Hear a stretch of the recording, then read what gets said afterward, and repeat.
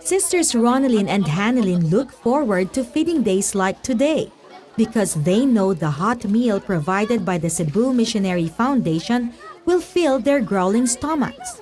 As we followed them to their house, we discovered they brought more porridge home for their little brother. Their mother, Joanne, broke into tears watching her little ones feed each other. Life is hard.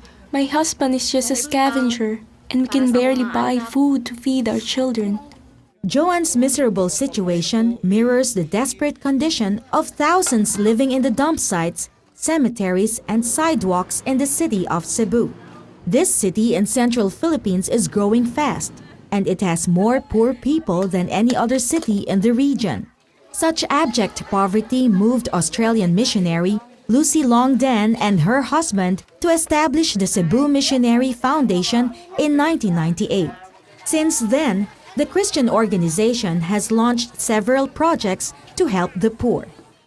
This truck behind me is the feeding truck of the Cebu Missionary Foundation, and every Friday the staff goes out to the streets of Cebu City giving these bowls of porridge to the homeless who are mostly sleeping in the sidewalks, and to some of them this is the only decent meal that they get throughout the day.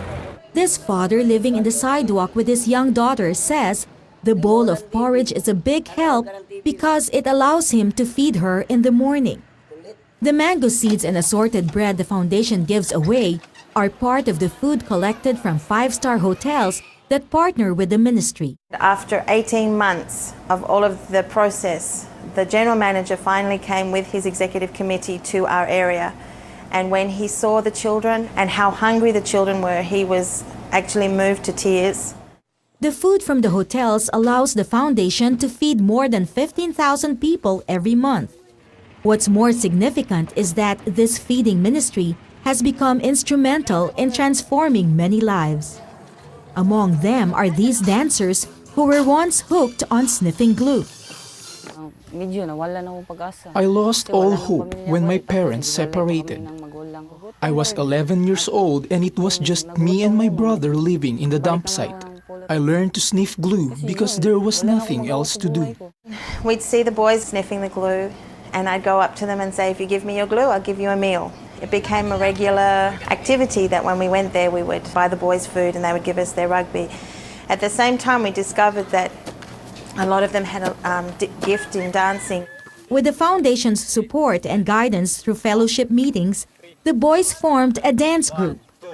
Recently, they were part of the opening act at the Christopher Cross concert. Abandoned by their parents and once a nuisance to society, the boys now have become successful entertainers. I am so overwhelmed with the change in my life now. I am very happy I found a new family here. And I will never give up because I know God will never forsake me. He is always beside me. To spare the little children from taking the wrong path when they grow up, the foundation runs preschools to instill Christian values in the children. Ronalyn and Hannelyn are among them. Their mother can only hope that her children's education does not end here.